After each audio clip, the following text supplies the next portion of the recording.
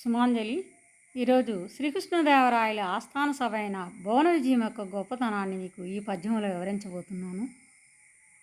భువన విజయాక్ష సభ ఇది దివిని వెలయు వరసుధర్మకు సరిజోదు సరసులార సార సంగీత సాహిత్య క్షీరధారలు అందజేదురు కవులు మీరందుకొనుడు.